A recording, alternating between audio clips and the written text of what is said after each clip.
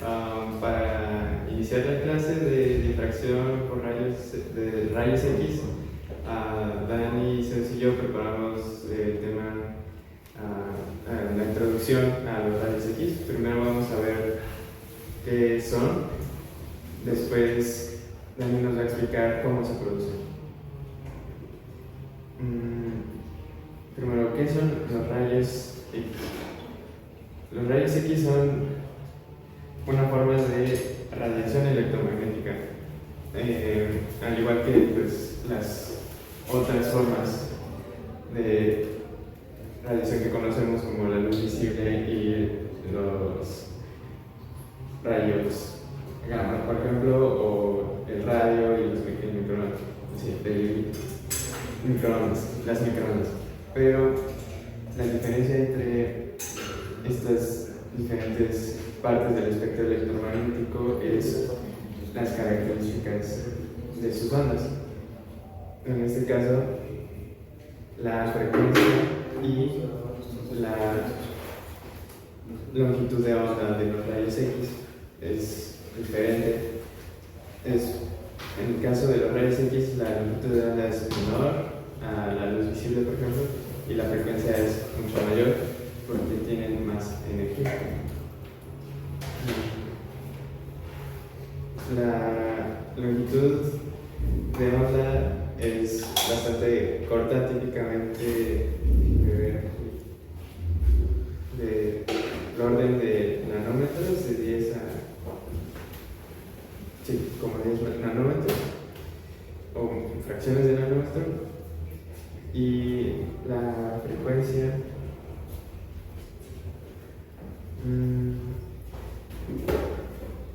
es muy alta. Sin embargo, esta parte del espectro electromagnético no es visible para los humanos, y también estos rayos pueden penetrar la materia. Justo aquí está lo de la longitud de onda y la frecuencia. Los rayos X están entre la radiación ultravioleta y los rayos gamma. La longitud de onda más o menos hasta 10 nanómetros, pero es desde 0.01 nanómetros. La frecuencia del orden de 10 a la 16 Hz hasta 10 a la 20. Y esto quiere decir que los fotones que tienen esta frecuencia transportan mucha energía por la fórmula que conocemos de la energía es igual a la constante de Planck por la frecuencia. Bueno, ¿cómo se descubrió? En el siglo XIX, un científico alemán estaba haciendo experimentos con rayos catódicos. Estos son pues, una forma de radiación, y se dio cuenta de que había un tipo de radiación que atravesaba el cartón, y como no sabía qué era, le puso X como incógnita, y después pues, se nombraron estos rayos así. Una de las primeras imágenes que se hicieron de rayos X fue la mano de su esposa. Se dio cuenta de que los rayos X también velaban o tenían un efecto sobre las placas fotográficas, y también lo más relevante es que se lograba ver a través de la piel los huesos adentro. Entonces eso fue como la primera aplicación que se tuvo en los rayos X, y por eso lo estamos viendo, pero ahora en materiales para poder ver o medir cosas adentro de los materiales de acuerdo a su estructura. Bueno, hay muchas aplicaciones. La que conocemos más es en las radiografías, pero también está la tomografía, todas las demás aplicaciones médicas como la inspección administrativa, control de calidad. También hay industria, seguridad aeroportuaria, por ejemplo, cuando pasas los controles, seguridad, difracción. Pero la aplicación que nosotros estamos interesados es la difracción de rayos X. Es para analizar las estructuras cristalinas. Por ejemplo, semiconductores, compuestos químicos e incluso biomoléculas. A través de esta técnica de difracción de rayos X se descubrió la estructura de doble hélice de ADN, y también se puede usar en la paleontología para datar fósiles ADN. Bueno, en general los rayos X se dividen en dos tipos dependiendo de su frecuencia y su longitud de onda, es decir, de cuánta energía tienen. Y es en general rayos blandos, que sería menor energía, menor frecuencia, mayor longitud de onda, y rayos duros, que sería mayor frecuencia, menor longitud de onda, o sea, mayor energía. Y bueno, cada uno de estos tipos se utilizan en diferentes aplicaciones. Por ejemplo, los rayos X de la radiografía son blandos, porque pueden penetrar estructuras o tejidos sin dañarlos. Pero en la industria se utilizan rayos X de mayor energía para otras aplicaciones. Okay.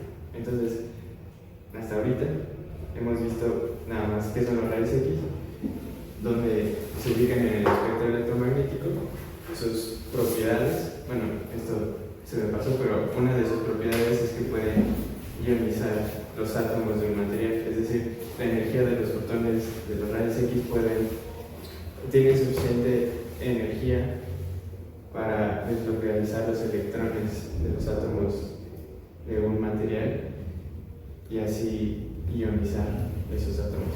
Así que los rayos X se les llama radiación ionizante.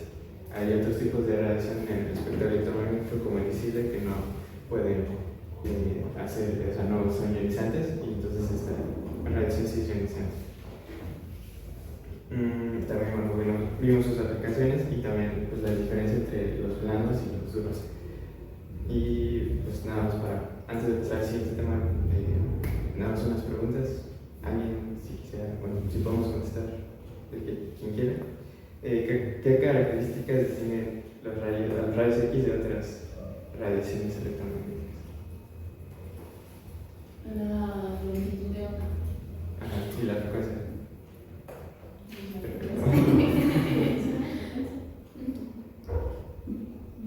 Y que no es visible para el ojo humano. Justo, su energía también. Ok, ¿y por qué se consideran radiación ionizante? Eso lo acabo de decir. Porque arrancan átomos, porque arrancan electrones. Ajá, sí. O sea, arrancan electrones de los átomos. ¿Y cómo se descubrieron?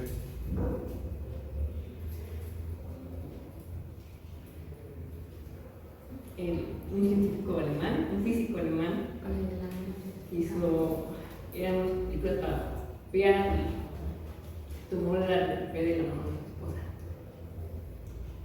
Justo.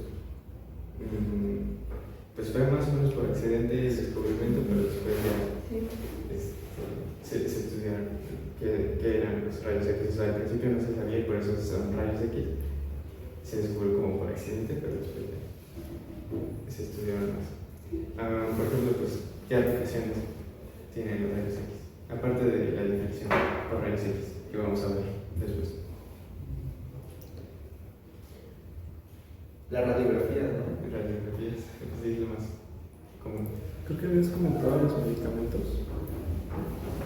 O sea, como tal, el medicamento no, porque. O sea, hay muchas aplicaciones en la medicina. Medicina, pues. No sé cuál otra, tomografía. No sé. También está en la industria, en los aeropuertos, cuando pones tu maleta. Puedes ver adentro de la maleta con los rayos X. Es cierto. Y nada más, ¿cuál es la diferencia entre los blandos y los duros?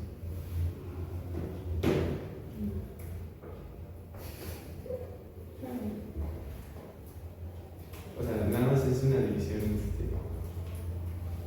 general, no tiene como un valor, pero en general pues, los blandos son tienen menos energía porque su frecuencia es menor y su longitud de onda es mayor, y se utilizan para estudiar tejidos, por ejemplo. Y los duros tienen mayor energía, o sea, mayor frecuencia y menor longitud de onda, y se utilizan para vamos a pasar con cómo se producen los rayos X. Bueno, pues yo voy a terminar de explicar lo que dijo mi compañero Alejandro. La producción de rayos X se hace con un tubo de rayos catódicos o un tubo de rayos X, que es el equipo que nos va a permitir transformar esta radiación, esta energía eléctrica en radiación electromagnética. Entonces está conformada por un cátodo y un ánodo. En el cátodo tiene un filamento y en el ánodo tiene alguna placa de un metal en la que van a emitir los electrones.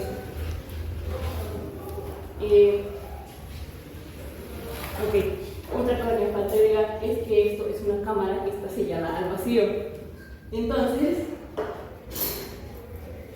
vamos a aplicar un voltaje de alrededor de 30 a 150 kilovolts que va a calentar intensamente el filamento.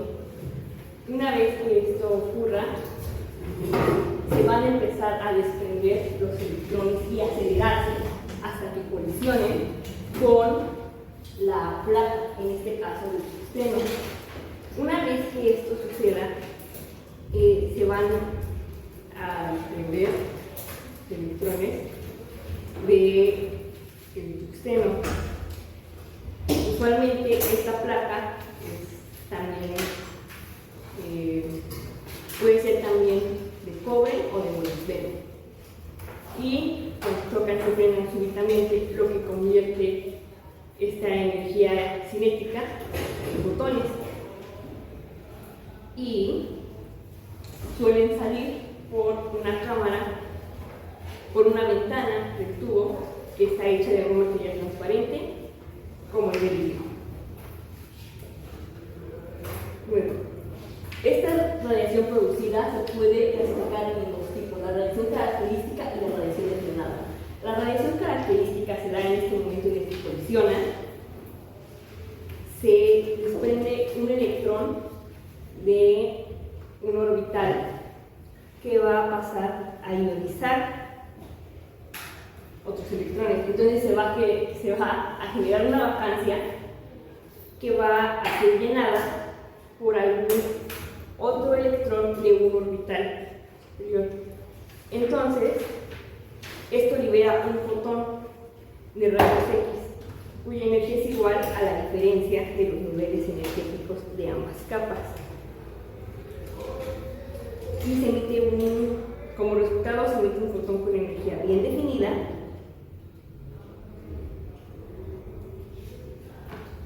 El detalle es también de que se llama característica porque esta energía va a depender del material con que está hecho la placa.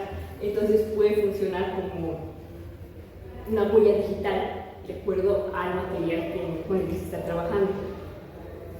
Y la radiación de frenado se da cuando el electrón logra salir del átomo y llega hacia el núcleo. Aquí se va a desviar por las fuerzas electroestáticas. En esta desviación se va a desacelerar y va a cambiar su radiación, convirtiendo su energía cinética a radiación electromagnética, que es usualmente conocida como la radiación de frenado. Y la eficiencia y la disipación de energía. Un tubo de rayos X es una máquina altamente ineficiente, ya que la energía que se colisione, que llegue a la placa, se va a convertir en calor. Del 99 al 99.9 de esta se va a desperdiciar, y solamente del 0.1 al 1% va a convertirse en rayos X. También para disipar, precisamente es un proceso con una alta producción de calor que se desperdicia. Se suele utilizar refrigeración por agua o ánodos rotatorios. Quiere decir que la placa puede ir girando para que se distribuya el área de calentamiento.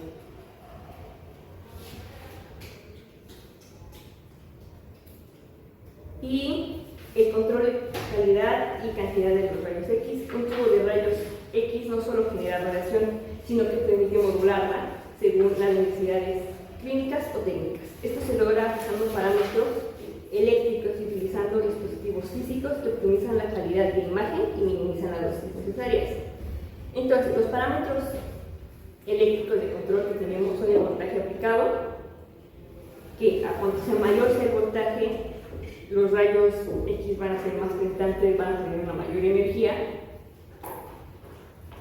y esto pues hace que se obtenga un mejor contraste con los tejidos densos.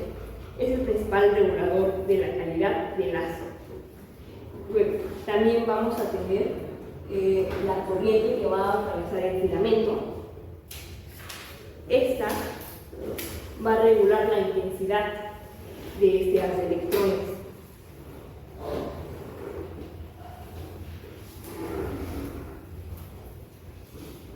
Y a mayor corriente se va a generar más radiación. Y el último va a ser el tiempo de exposición, que determina cuánto tiempo se va a mantener activo el haz. Esto nos va a decir, pues, es un parámetro útil a regular en cantidad de exposición que vamos a tener en los rayos X. Y finalmente tenemos los dispositivos físicos de optimización, que van a ser los que nos van a permitir controlar cómo va a ser esa salida de rayos X. Entonces, tenemos primero los filtros metálicos y los colimadores. Los filtros metálicos se colocan en la trayectoria del haz y eliminan la radiación blanda de baja energía que no contribuye a la imagen, pero sí aumenta la dosis. Entonces, estos motivos de seguridad nos ayudan precisamente a hacer más eficiente esta máquina, más eficiente el tiempo que se va a producir o que se va a colocar en una persona o en un objeto de análisis. Y también se utilizan los filtros son de aluminio y de cobre, y también se utilizan colimadores, que son unas tipo lentes o anillos que van a delimitar el área irradiada. Entonces, esto nos ayuda a concentrar las dosis de rayos X en una sola dirección. Son usualmente los que se utilizan en las máquinas de rayos X para que lleguen únicamente a una parte del cuerpo. Y eso sí.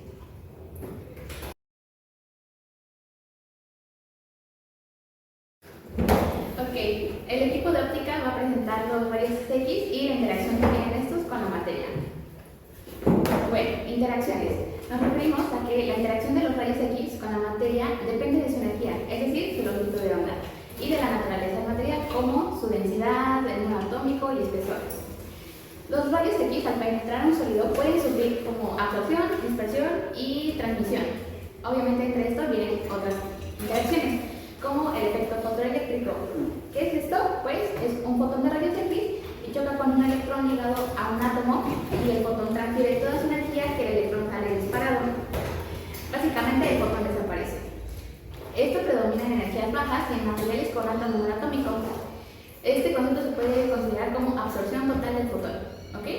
Y para estar en la misma sintonía, que es un fotón, pues es la partícula elemental de la luz y la onda, donde se comportan como onda y partícula al mismo tiempo. Cuando digo que el fotón desaparece, significa que su energía se absorbió completamente, o sea, por la materia, y ya no sigue existiendo como un fotón libre.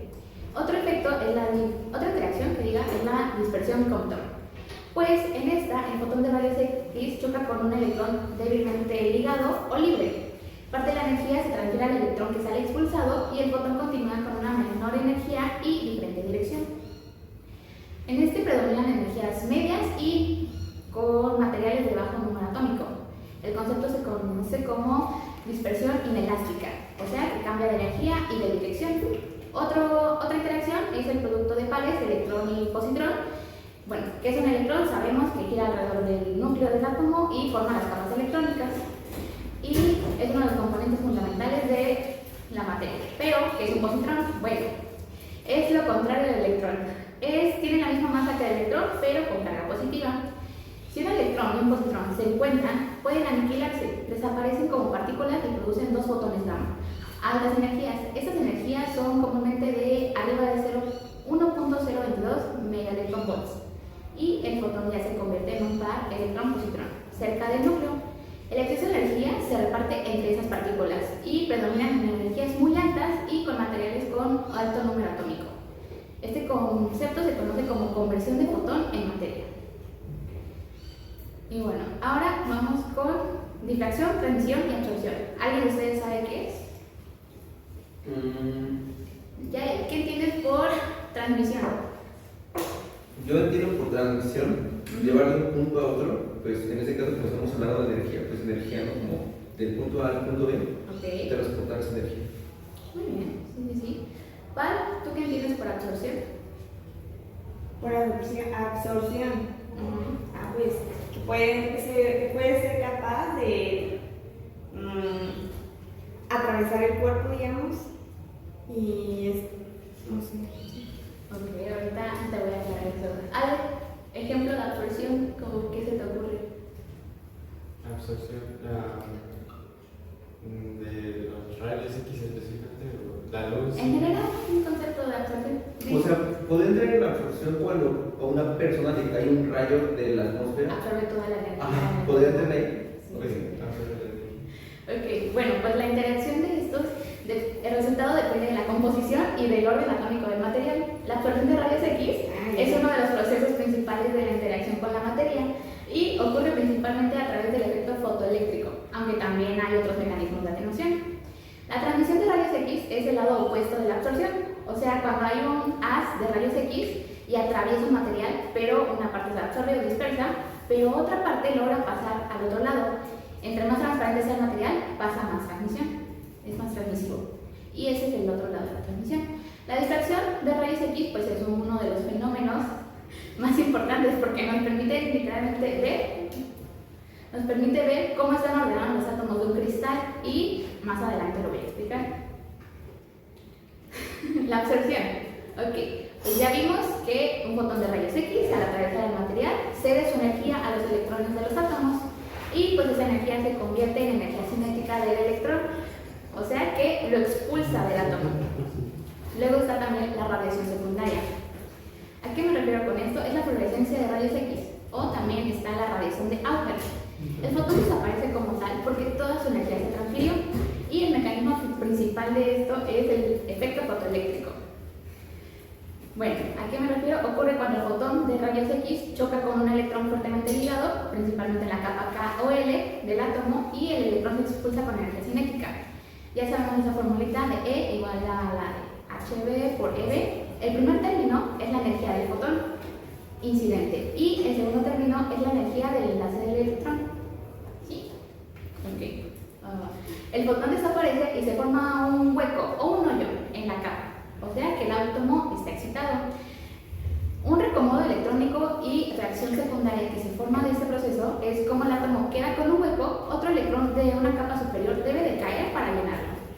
Ese salto puede liberar fotones de fluorescencia de rayos X, que son propios del material y usados en espectroscopía, o bien expulsar otro electrón, que es cuando se conoce el efecto Auger.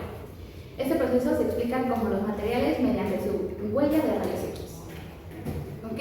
Y la dependencia de la absorción no es igual para todos los materiales, depende del número atómico. Por ejemplo, mayor número atómico, mayor probabilidad de absorción.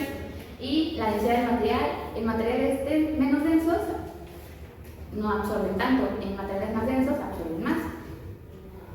Ahora, la transmisión. ¿Qué es la transmisión? Pues bueno, es la fracción de haz incidente de rayos X y pues que logra atravesar un material sin ser absorbida completamente, principalmente en materiales transparentes. Y los rayos transmitidos de estos pueden haber perdido intensidad por absorción parcial, haber cambiado de dirección por dispersión o lo que medimos al final va a ser un haz atenuado. Existe la ley de Lambert-Beer, que es la atenuación exponencial, y describe cuanto más espeso, denso o con mayor número atómico sea un material, menos transmisión habrá. También está la dependencia de la transmisión, que es la energía de los rayos X con bajas energías, poca transmisión. Y altas energías, ¿qué crees que pase con altas energías? Con altas energías de los rayos X. Que haya mayor o menor transmisión. Pues mayor, ¿no? Y con un número atómico que mientras más alto sea el número atómico, habrá mucha o casi nada de transmisión. Uy, es que depende de los electrones, ¿no? Me imagino. Pues por lo general en materiales de alto número atómico como el plomo y el tuxteno, pues casi no hay nada de transmisión. ¿Ok? Ah, pues sí. Va, porque absorbe y bloquea.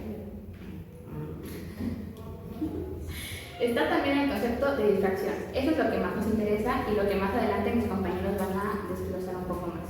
Pues este es el fenómeno en el que la onda de rayos X se dispersa al encontrarse con un obstáculo o apertura de tamaño similar a la longitud de onda que tiene. Por lo general maneja longitud de onda de 0.1 nanómetros y comparado con distancias interatómicas en sólidos. Esto significa básicamente que los átomos en un cristal actúan como una red de rejillas, rendijas, que dispersan las ondas. Estas condiciones se deben a que la onda incidente interactúa con átomos y estos se dispersan y generan un tipo de interferencia. Hay dos tipos de interferencia, la constructiva o también como fase, que estas refuerzan y generan un haz más intenso, que se conoce como pico de difracción, y la fuera de fase o la destructiva, que intensidades se cancelan. ¿Ok? Ahora también les quiero hablar de la ley de Bragg. Esto nada más es una breve introducción, más adelante pues, mis compañeros van a explicar su función y todo esto, entonces no hay ningún problema, ¿vale? Nada más les voy a dar el contexto. Cuando un haz de rayos X monocromáticos incide sobre un cristal, pues los átomos del cristal están ordenados, por así decirlo, en planos paralelos, ¿ok? Y los rayos pueden reflejarse en distintos planos, para que se produzca un haz reflejado intenso o difracción constructiva y las ondas reflejadas deben estar en fase. Esta es la ley que relaciona la geometría con el cristal. Aquí está la fórmula, más adelante van a ver conceptos, van a ver la definición y cómo se ve esta imagencita. Y las técnicas de difracción. Si tienen más dudas de las técnicas de difracción, en el libro en el capítulo 3 del cáliz del que escribió la doctora, ahí viene más desglosado. Yo les voy a dar solo un resumen de esto. Entonces, pues básicamente usan polvos policristalinos, que son como muchos granos con orientaciones aleatorias. Siempre habrá algunos cristales en orientación correcta para cumplir con esta ley de Bragg. Y el equipo usado en este caso fue el difractómetro de rayos X, que mide la intensidad de los rayos transmitidos o reflejados según el ángulo. El resultado de esto es un patrón de difracción, que es una serie de picos característicos de cada material. La importancia de la difracción es, con el método fundamental para determinar la estructura cristalina, identificar fase de un material, que cada compuesto tiene un patrón único y difraccional, y detectar deformaciones y esfuerzos intensos. Ya, para terminar, la distancia interplanar. Solo esto aplica para estructuras cúbicas, ¿ok? Emi, ¿sabes qué es la distancia interplanar? No, nunca lo había escuchado. ¿Y tú, Ale? O sea, entiendo que nada más es la distancia entre los planos de la estructura cristalina o la celda unitaria, por ejemplo. Dani, ¿quieres comprender algo o estás de acuerdo?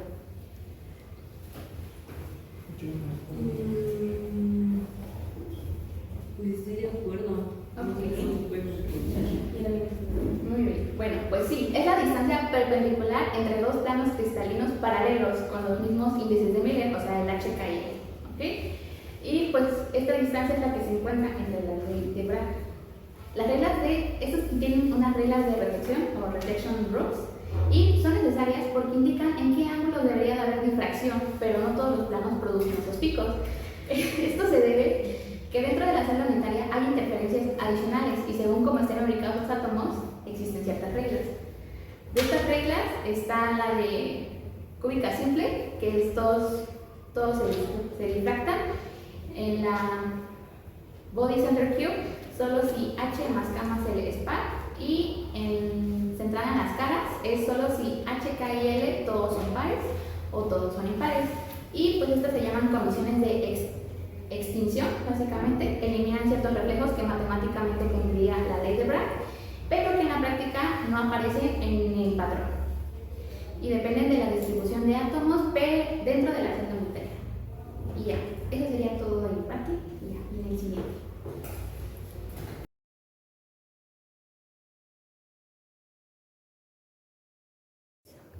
Ok. Bueno, nosotros no sé qué equipo somos, pero estamos conformados por Mariana, Daniel y yo, su servidor, Roberto. Y nosotros vamos a hablar del patrón de difracción de rayos X. Y también, adelantándome, vamos a hablar sobre la lectura de los espectros de difracción.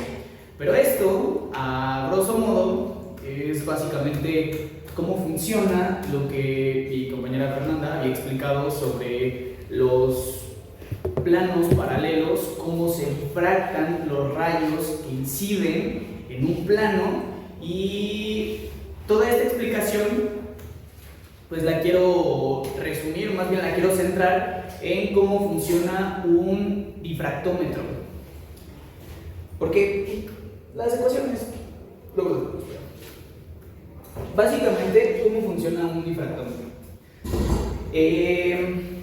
Supongamos que teóricamente nosotros no sabemos, no conocemos una estructura cristalina. O sea, sabemos que existe, ¿no? Pero si nosotros teorizamos, ¿cómo podemos determinar cuáles son los patrones? Más bien, sí, cuáles son los planos o los patrones de difracción. Bueno, para esto hubieron 2 o 3 físicos, no recuerdo, que se ganaron el premio Nobel por descubrir cómo pueden calcular los planos en una estructura cristalina por medio de la difracción de rayos X. Pero ¿cómo funciona? Ahí les va. Supongamos que nosotros no conocemos una estructura cristalina. No la conocemos. Tenemos una teoría de cómo se ve, pero no sabemos cuáles son sus planos intersticiales. Perdón, sus planos, ¿cómo se dice? Sus planos interatómicos. Pero los planos cristalinos sí los podemos determinar por medio de la ecuación de Bragg. Otra vez, regresamos a esto.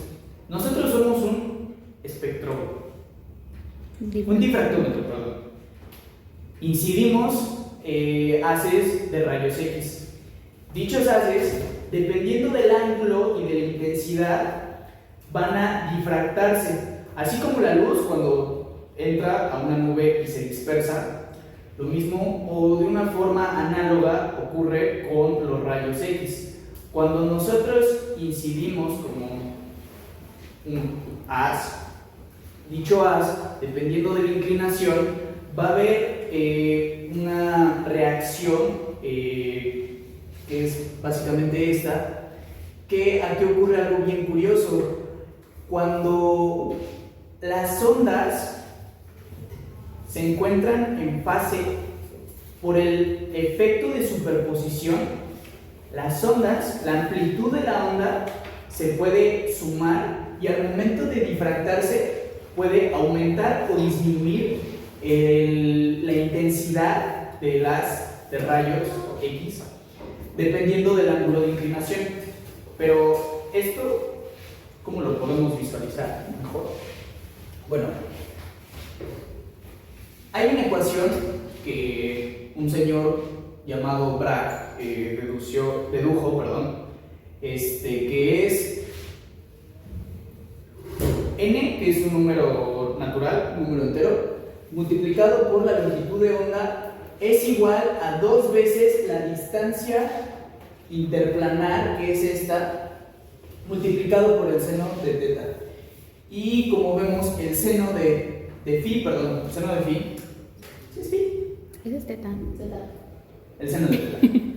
El seno de teta está dado por la inclinación del haz de rayos que incide. Pero aquí hay algo interesante a considerar, porque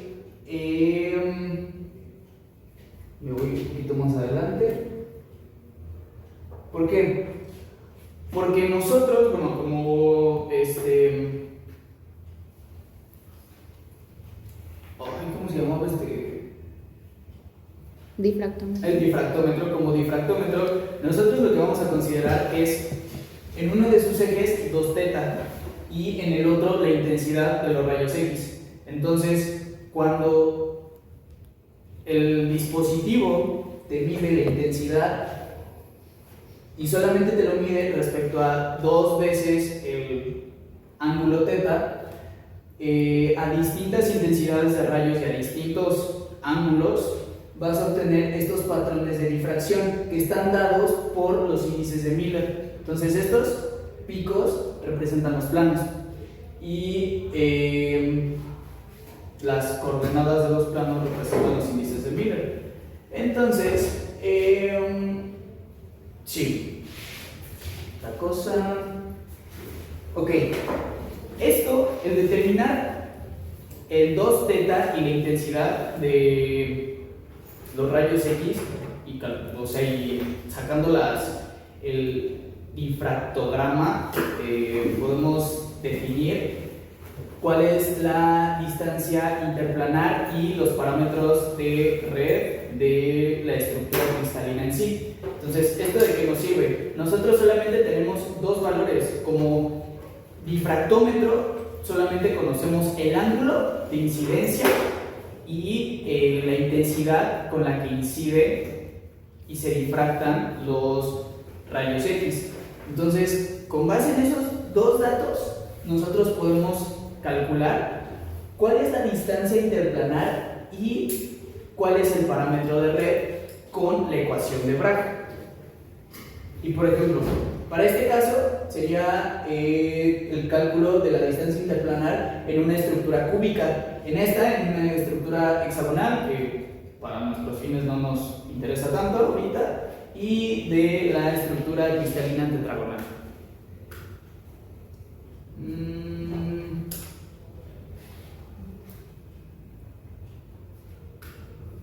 Ok, realmente esto explicarlo de forma teórica, bueno, sí, como de esta forma es un poco más complicado porque ya existen pues materiales que son muy buenas animaciones, como por ejemplo este video, que no sé si lo puedo Más poner. abajo. Aquí está. Donde te explica de mejor manera cómo es la animación de la incidencia de las y luz. Izquierda. Ahí.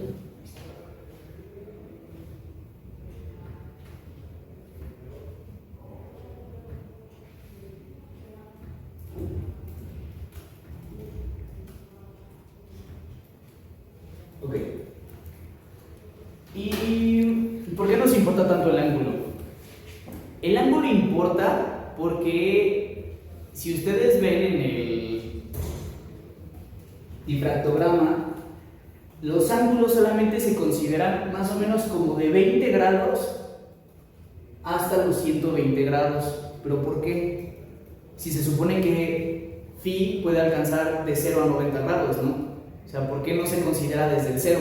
¿Por qué no llega hasta los 90 o los 180? Porque en este eje solamente estamos considerando 2 phi, pero ¿por qué no llega a 180? ¿Por qué solamente puede llegar a 120? Por ejemplo, en la presentación,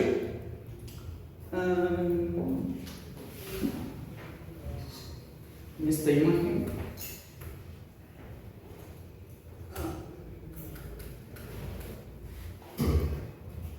bueno, no sé, no está. Bueno, el caso es,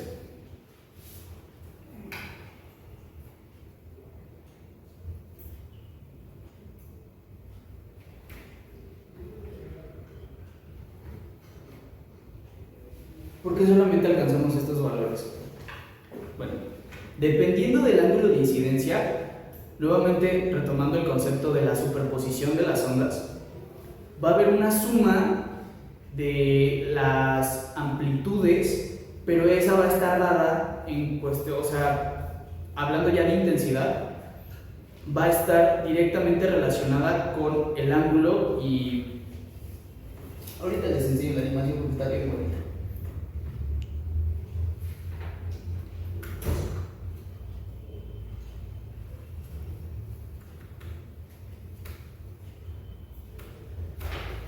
Básicamente esto es lo que sucede.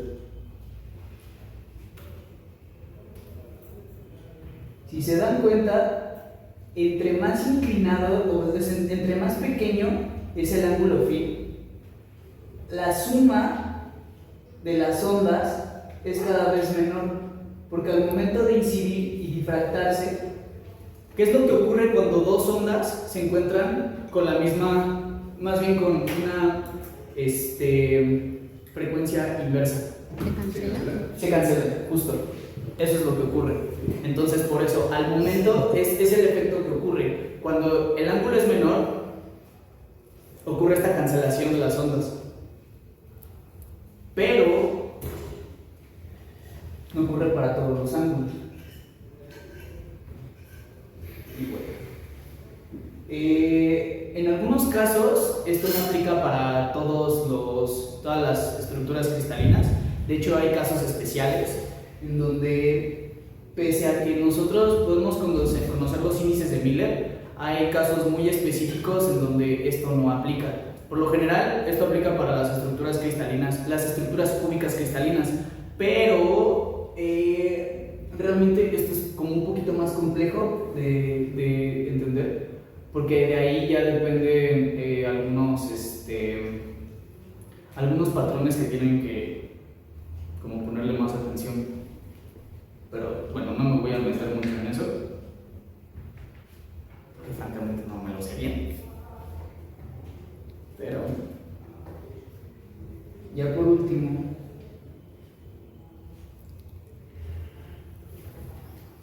en la lectura de los espectros de difracción,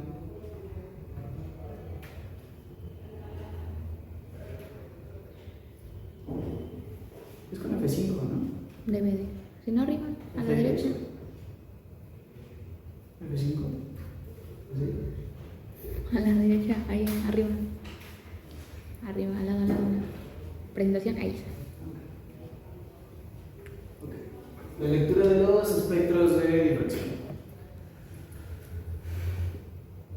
Bueno, acá el pico aparece cuando cierto conjunto de planos H, K y L cumplen la ley de Bragg. Entonces, este patrón, este conjunto de picos, pues constituyen las características específicas del material en cuestión. Y bueno, otro concepto también importante de entender es el ancho de los picos. Y el ancho de los picos lo podemos entender por medio de la ecuación de Schroeder, donde básicamente el ancho del pico representa estos defectos de los cristales. Entonces, si hay un ancho es porque los cristales no son totalmente perfectos. O sea, podemos ver que si hay esa amplitud dentro del pico es porque nuestro cristal pues es granular, o sea, básicamente como el de esta imagen. Entonces aquí es donde podemos nosotros visualizar el ancho de ese pico y pues en consecuencia entendemos que los cristales tienen un tamaño finito. Y para estimar el tamaño del cristalito, nosotros utilizamos esta ecuación, que es, que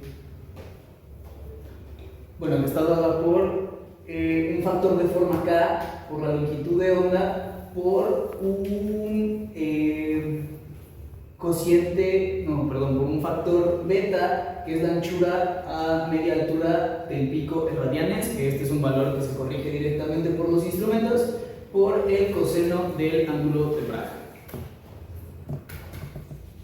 Y listo. Y es todo.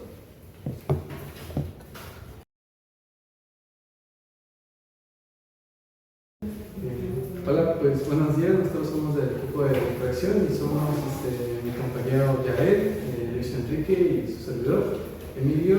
Y pues bueno, vamos a explicar un poco más del fenómeno. Sé que mis compañeros han dado un contexto muy grande, entonces pues vamos a enfocarnos en algunos detallitos, pero pues esperamos que podamos aportar nuestra explicación. Y pues bueno, primeramente Pues me gustaría explicar rápidamente y nada más como un repaso de que vamos a usar esta información sobre las características de una onda.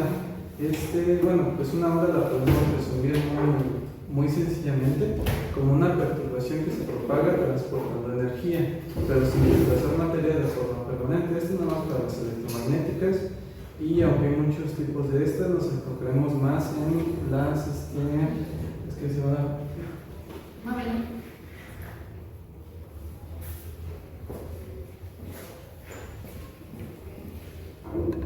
Tres. Y pues bueno, primeramente pues me gustaría explicar como las partes de lo que es una onda, que bueno, usamos nada más unas sencillas, que es lo que es la amplitud y la longitud, pero pues también podemos ver lo que es la cresta y el valle, y pues nos enfocaremos en las de rayos X. Aquí me gustaría explicar rápidamente lo que son como estos fenómenos ondulatorios. Y pues bueno, primeramente me gustaría explicar lo que es la interferencia. La interferencia pues se podría decir que es la que ocurre cuando dos o más ondas se superponen. Aquí, antes de iniciar con los rayos X, estas se van a sumar y se van a llamar interferencias constructivas. Si se cancelan, se llamarían en su caso destructivas. Y por ejemplo, algo que podemos ver en nuestra vida cotidiana, con ondas ya más mecánicas como las del agua, es por ejemplo en una alberca, cuando hacemos ondas y estas se combinan o chocan, podemos formar zonas con más o con menos movimiento. Y bueno, acá hay una pequeña imagen, nada más rápidamente, ahorita vamos a ver una con más detalle. Y también otro fenómeno que es la difracción. Y la difracción, en cambio, es la capacidad de una onda para rodear obstáculos o atravesar aberturas. Esto se ve claramente cuando las ondas del agua pasan por una rendija y se expanden pues, detrás de ellas, ¿no? Aquí hay como unas pequeñas imágenes donde podemos ver que o las pueden como atravesar un obstáculo o como cuando hay como unas pequeñas aberturas. Aquí pues ya se ve mucho más claro. Aquí se ve como es la de la constructiva, donde pues bueno está la amplitud y todo esto, y como había dicho mi compañero Bob, pues se van a sumar y de hecho van a ser el doble. Aquí sí es A nada más y A la segunda, pues como que se van a alargar, ¿no? Se van a sumar, y pues yo lo veo como que si coinciden, pues se van a estar sumando. Y por el lado de la destructiva, si por ejemplo aquí en comparación vemos estas dos, pues van a ser como un espejo donde se van a como reflejar una de la otra. Hay también un video que podemos ver, pues como que se van a cancelar, por así decirlo, y pues quedaría así sin ninguna onda que se pueda ver. Y pues bueno, rápidamente también profundizar rápidamente en lo de la ley de Bragg. Esto pues es la ley que nos permite estudiar la estructura de los materiales. Y pues rápidamente aquí me gustaría también profundizar un poco de donde viene la fórmula, que es como esta pequeña partecita donde se ve la incidencia de rayos X, que pues nada más es una función de seno, en el que el seno de θ es igual a lambda sobre 2 sobre d, y pues ya si se hace el despeje, pues aquí está rápidamente la fórmula. Y pues bueno, aquí rápidamente también explico lo que es cada variable que está aquí, con lo que es el orden de difracción, la longitud de onda de la radiación, la distancia entre los planos cristalinos y el ángulo de incidencia.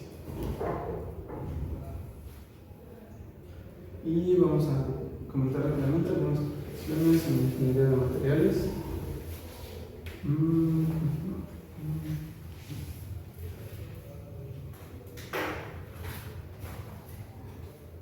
Identificación de fases cristalinas. Aquí es como comentaba mi compañero Bob, igualmente sobre los ángulos que se pueden hacer en los experimentos. Y pues bueno, esta es una imagen del libro y que resulta muy bien. Aquí es como se ve el detector y el emisor, y pues ya se puede ir moviendo. Aquí esto ocurre más internamente, pero pues ya con mi compañero.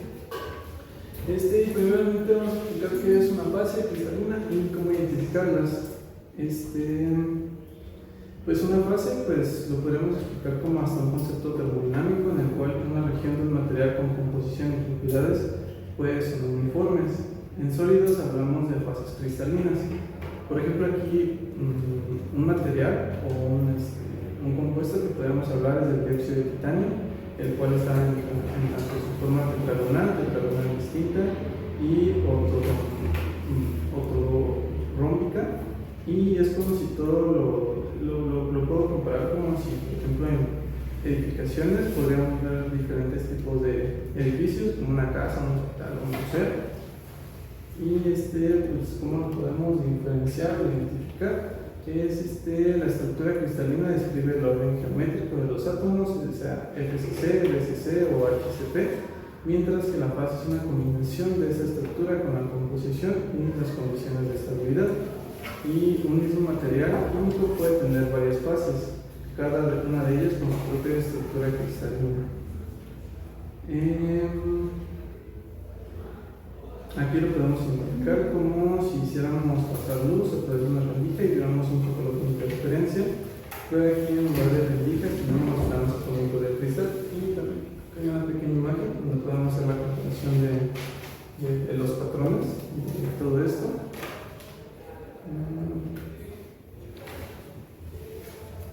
Aquí hay un pequeño ejemplo sobre la ecuación de Rayleigh-Black. Aquí pues ya nos dan todos los datos, nada más es cuestión de hacer un rápido despeje y nos dan el resultado. Y terminación. Aquí pues nada más que les comentaba rápidamente que por razones de interferencia entre radiaciones difractadas de distinto orden, no todos los planos son observables. Aquí también lo comentaba mi compañera Fernández que si la suma de los índices tiene que ser par, o los índices tienen que ser o todos par, o todos impar, o todas las combinaciones son posibles. Aquí con lo de cúbica simple, FCC y DCC. Aquí hay un gráfico rápidamente que igual ya explicamos a mis compañeros sobre el patrón de difracción. Y ahora pasamos a hablar un poco más sobre el estudio de materiales energéticos. Bien, yo les voy a hablar del estudio de materiales energéticos, como podemos ver, pero antes me gustaría primero escuchar una respuesta del público. ¿Para qué creen o cómo creen que se relaciona la difracción de rayos X con el estudio de materiales energéticos? Primero, ¿qué entienden ustedes por materiales energéticos? Yo les voy a dar la definición ahorita, pero ¿qué entienden ustedes? Va a salir. Que tienen que ver con el almacenamiento. Ok, esa es una buena idea. La definición es la siguiente: son materiales que generan, convierten o almacenan o transportan energía. Su rendimiento depende fuertemente de su estructura cristalina, fases presentes, parámetros de red, tamaño de cristalina, textura y tensiones.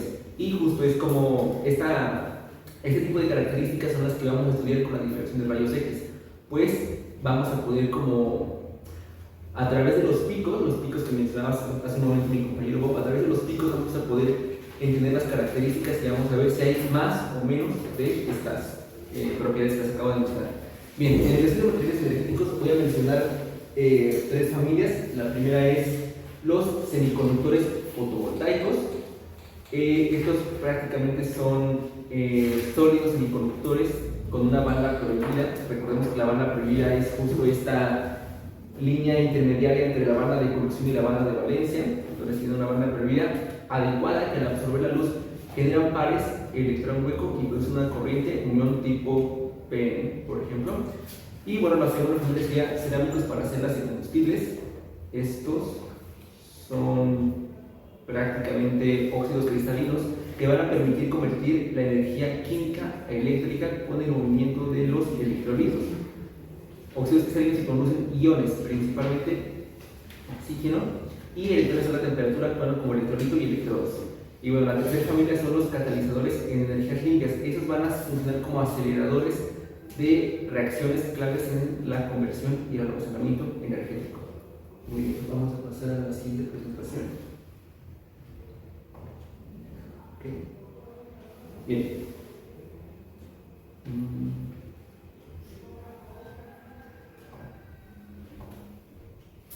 Ok,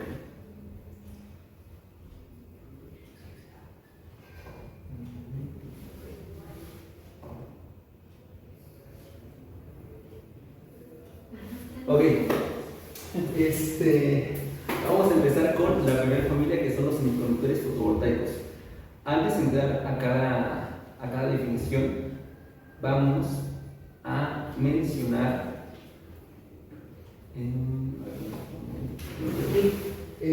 sí, los fases y los parámetros de red. Ya habíamos mencionado esto al principio. Los fases y parámetros de red van a ser pues justo las dimensiones, por así decirlo. Entonces,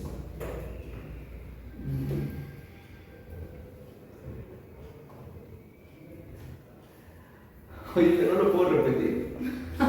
Es que no entendí cómo se cambió esto.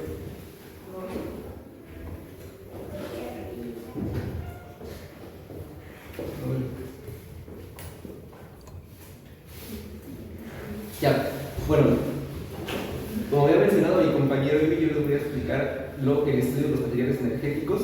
Primero vamos a empezar definiendo a qué llamamos materiales energéticos. Son materiales que generan, convierten, almacenan o transportan energía. Su desempeño depende muchísimo de cómo están ordenados los átomos, la fase que formamos, los parámetros de red, el tamaño de cristalita, la textura y las tensiones internas. La difracción de rayos X es la herramienta que nos permite leer esa estructura. Como ya mencionó mi compañero Bob hace un momento, de los picos en el difractograma extraemos posiciones, estructura y composición, intensidades, orden y textura, anchuras, tamaño, microdeformación. Y bueno, con esto prácticamente conectamos la estructura, lo cual nos va a decir el rendimiento. Ahora, en esta exposición yo les voy a presentar tres tipos de familias: los semiconductores fotovoltaicos como silicio y perovskitas, los cuales son sólidos con una banda prohibida. Recordemos que la banda prohibida es esta línea intermediaria entre la banda de conducción y la banda de valencia. Y esta va a ser adecuada para absorber la luz y así se generen en el semiconductor pares electrón hueco y produzcan una corriente. La segunda familia sería cerámicos para células de combustible. Aquí prácticamente son electrolitos, son óxidos que producen iones o electrones a alta temperatura que posibilitan la conversión de energía eléctrica. Bueno, la última familia de las cuales les voy a platicar son los catalizadores de energías limpias. Prácticamente aquí son materiales que aceleran reacciones sin consumirse y determinan la actividad y selectividad en procesos como reformado, electrolisis o control de emisiones. Entonces, voy a pasar a la siguiente diapositiva.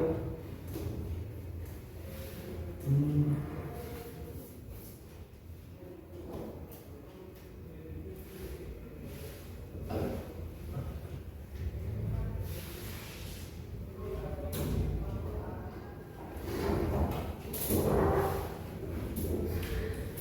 Porque no se ve. Arrástralo hasta que veas. Con las teclitas. No, es que no es todo. A la izquierda, hasta el fondo se ve. Hasta el fondo. No lo veo. Al otro lado, ahí. Ah, ok. Bien.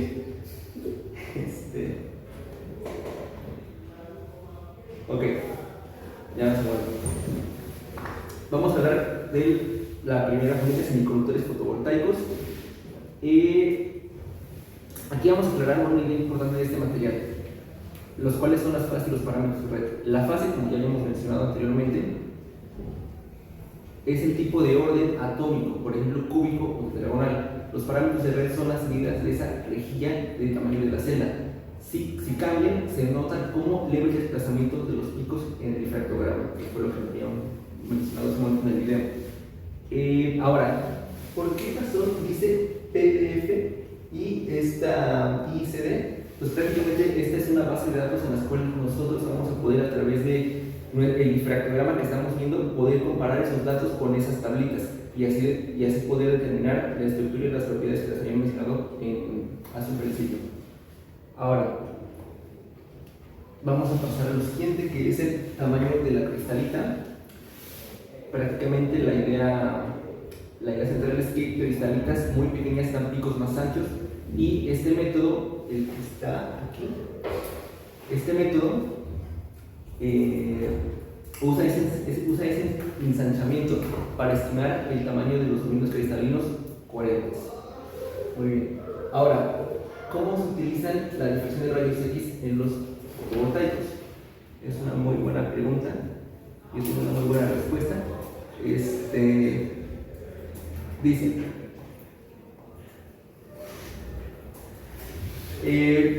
en la difracción de rayos X en los materiales fotovoltaicos funcionan de la siguiente manera. Vamos a utilizar para poder responder el ejemplo de las perovskitas. Pues me va a decir en la difracción la fase fotoactiva correcta y cuán prueba, ya que usualmente va a poder tener como ciertas limitaciones, por así decirlo, ciertos defectos, impurezas. Entonces, en el ejemplo de las perovskitas, busco las señales de la fase útil para absorber luz y reviso que no aparezcan picos de impurezas, por ejemplo, restos del precursor. Cuando tú estás analizando tu difractograma, la lectura es la siguiente: si el pico de la impureza aparece, esa fase está presente y puede afectar el rendimiento.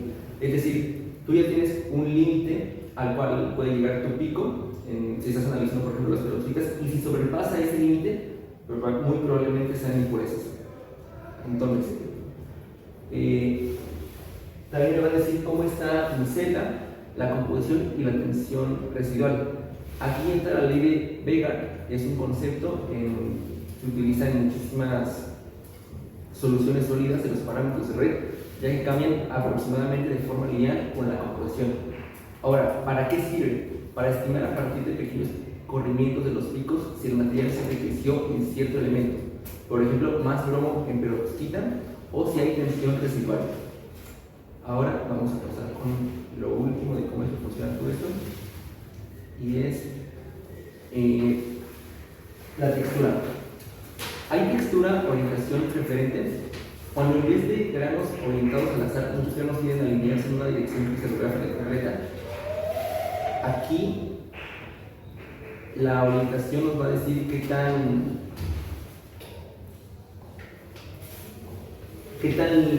tan puro es el material, por así decirlo, la orientación de los granos.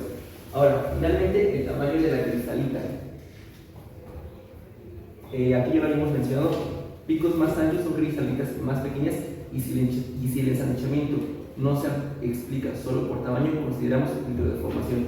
Aquí usamos el binomio, que fue lo que les había mencionado del método, que aproximadamente era lineal, de Scherr y Williamson-Hall, que es el tamaño versus el interstraño.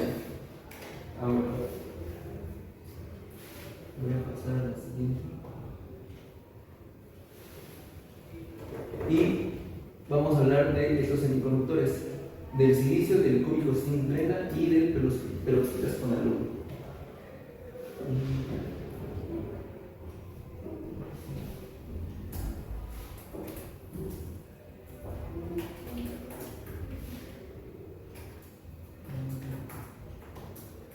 Okay.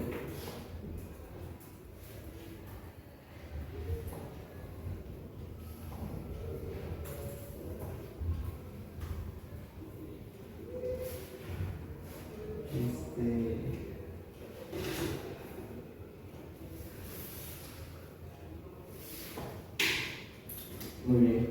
Tenemos pequeñas dificultades técnicas. Entonces, vamos a hacer una pausa y regresamos en un momento. Voy a sacar mejor mi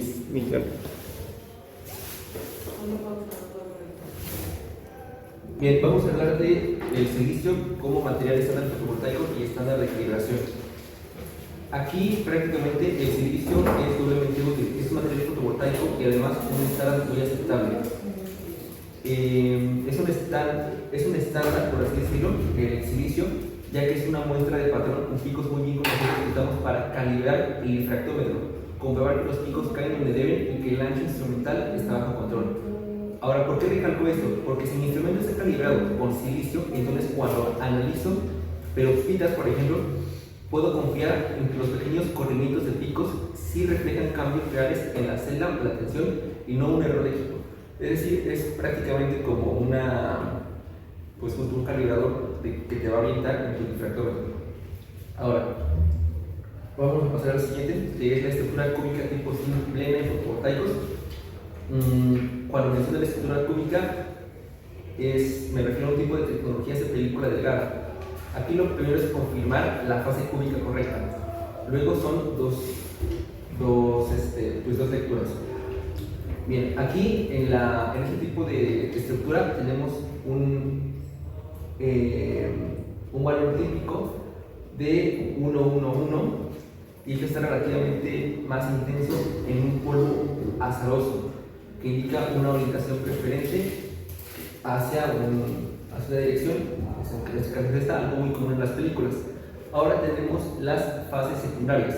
Por ejemplo, si el proceso deja telurio metálico o otras fases, lo veré en mi lectura como picos adicionales no invitados, y detectarlas a tiempo me ahorrará problemas de rendimiento. Ahora pasamos a las perovskitas de haluro, y las perovskitas de haluro en los rayos, la difracción de rayos X funciona como un semáforo, por así decirlo. La fase fotoactiva versus la fase amarilla o no fotoactiva. La lectura de picos nos confirma que estamos en la fase buena para absorber la luz. Y bueno, vamos a aclarar qué es la fase fotoactiva. Es la variante estructural que realmente aporta buena absorción y transporte de cargas. Es decir, si hay un cambio de fase por temperatura o síntesis, la eficiencia se cae. Ahora vamos a hablar también de las impurezas típicas. Por ejemplo, el PPL2 aparecen como picos extra muy conocidos, pero este pico me dice que quedó precursor sin reaccionar o que hubo degradación. Y bueno, vamos a hablar por último de las perovskitas de haluro, de la composición en aleaciones haluro. Aquí aplico la idea de Vegar, lo que expliqué anteriormente. Si sustituyo la L por BR, que es el bromo, el tamaño de la celda suele cambiar de manera predecible y eso se refleja en ligeros corrimientos de los picos. Hay que poner mucha atención en esta idea. Hay rangos donde el material puede dividirse en dos fases. Ahí la relación deja de ser lineal y la difracción de rayos X me lo archiva como dos conjuntos de picos. Ahora vamos a hablar de la siguiente familia, los cuales son los cerámicos para celdas de combustibles. Aquí vamos a mencionar como un pequeño mini glosario de conceptos, y bueno, esto es como para ubicarnos todos. Los cerámicos para las celdas de combustibles usualmente funcionan a alta temperatura. Su electrolito típico es el YSZ, un óxido de siliconio estabilizado con hidria que cristaliza en fluorescencia cúbica y conduce iones oxígeno. En el cátodo se usan perovskitas como LSM y LSCF. La temperatura ambiente suele presentar simetría romboédrica. Y algo clave es la interfaz. En la interfaz del cátodo es que a alta temperatura pueden aparecer fases indeseadas. Y bueno, vamos ahora a hablar de cómo se mezcla la difracción de rayos X con estos cerámicos. ¿Qué nos dicen la difracción de rayos X aquí? Primero, del electrolito. Verifico que YSZ esté en fluorita cúbica y que se mantenga estable después de los sinterizados o tratamientos. Segundo, aquí hablamos del cátodo. Confirmo que el LSM entre LSCF estén en la perovskita correcta y sin óxidos secundarios. En LSCF, por ejemplo, busco el patrón coherente con RC3 tras la calcinación. Y bueno, tercero, la interfaz. Si aparecen picos nuevos atribuibles a este compuesto, si aparecen picos nuevos atribuibles a este compuesto, sé que hubo reactividad con YSZ. Eso lo puedo seguir incluso a temperatura. Y bueno, la cuarta idea es la microestructura cristalina. A partir de la anchura de picos puedo estimar tamaño de cristalita y con un análisis típico Wilson-Hall separar lo que es tamaño de lo que es microdeformación. Es una lectura de primera línea para entender la estabilidad y sintetización. Ahora vamos a hablar del electrolito, que es el SZ, los cátodos y la interfaz cátodo. Bien, de la fluorita cúbica, cuando pongo YSZ en el difractómetro, lo que quiero ver es la firma fluorita, un conjunto de picos intensos en torno a 30, 35 grados, 50 y 60 grados. en posiciones e intensidades consistentes con el patrón de referencia. Esto me dice que el electrolito está en la fase correcta. Luego, tras ciclos térmicos, comparo patrones. Si no aparecen nuevas reflexiones ni se distorsiona la firma fluorita, concluyo estabilidad de fase. En sistemas relacionados con circonía, la difracción de rayos X también permite ver transiciones o orden, desorden de oxígeno, dependiendo de dopantes y temperatura. Es un buen indicador de que el material soportará las condiciones de la celda de combustible. Ahora, vamos a hablar de los cátodos. La abreviatura es LSM y LSCF. Aquí busco que tras la calcinación el patrón corresponda a una peroxita única y típicamente R3S a temperatura ambiente. Eso me confirma que la síntesis estuvo completa. En LSM la lectura es parecida, peroxita, manganita, monofásica y ausencia de óxidos secundarios de MN o LACR. Si la muestra es película o capa gruesa sobre sustrato, comparo intensidades relativas con el patrón regulo para detectar textura o ubicación preferente, que puede incluir el transporte de oxígeno y la adherencia mecánica. En resumen, la difracción de rayos X me da una fotografía estructural inmediata de si mi cátodo está como se debe antes de integrarlo a la celda. Ahora, vamos a hablar de la interfaz de cátodos. En la interfaz de cátodos, YZS, es una de las claves aquí en este tipo de cerámicos porque nos va a hablar de la durabilidad. Si durante el sintetizado o en operación hay reactividad, la difracción de rayos X muestra picos nuevos en el compuesto La2ZR2 oxígeno 7 pirocloro y o también en la peroxita. Ambas fases no ayudan a conducir y elevan la resistencia, por eso su detección temprana es vital. Y bueno, vamos a pasar a la última parte, la última familia, que son los catalizadores, que habíamos hablado de que era un tipo de material que me va a acelerar las reacciones químicas. Vamos a empezar con el mini glosario, por así decirlo, y bueno, vamos a ubicar 5 palabras que voy a ir repitiendo. Fase activa es la parte del catalizador que realmente hace la reacción. Por ejemplo, en reformado suele ser níquel metálico. Si cambia de fase, se oxida o se transforma, cambia la actividad. La segunda es el soporte. El suelo, donde están las nanopartículas, aluminio, oxígeno 3, titanio, oxígeno 2, afecta cuando crecen. ¿Cuánto crecen? ¿Cómo se anclan y qué tan estables son? Reducibilidad. La tercera palabra, ¿qué tan fácil paso de óxido a metal activo? Y bueno, también tenemos la sintetización. Con temperatura reacción, las cristalitas crecen y pierdo área. En XRD, la difracción de rayos X, eso se nota porque los picos se vuelven más estrechos y altos. Y la última, la cristalita versus la partícula. XRD mide dominios cristalinos coherentes. Una partícula grande puede tener varias cristalitas. Por eso, a veces, XRD y microscopía reportan tamaños distintos. Ahora, pasar a la siguiente, es cómo se relaciona la difracción de rayos X en catalizadores. ¿Qué me dice la difracción de rayos X? Primero, ¿qué fases tengo? Diferencia sin duda de níquel y níquel óxido en soportes como titanio oxígeno 2, me dice si es anatasa o rutilo, y en materiales de carbono tipo MNC, metal nitrógeno carbono, me confirma si solo veo el pico ancho del carbono, lo que sugiere metales muy ásperos de cristales grandes. Segundo, ¿qué le pasa al catalizador durante la reacción?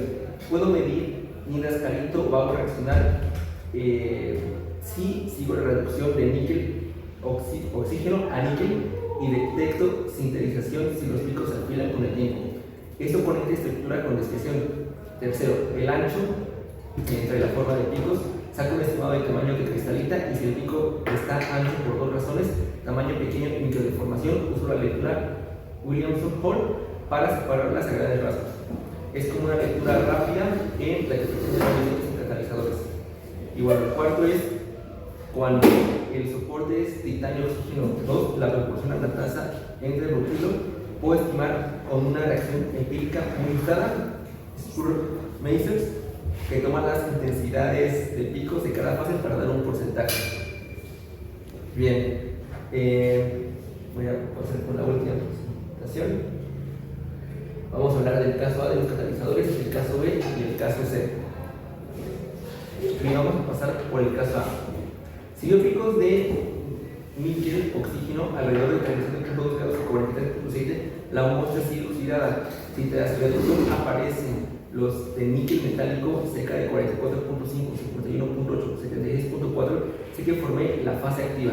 Luego vi el ancho de los picos de níquel. Si son anchos, las cristalitas son pequeñas.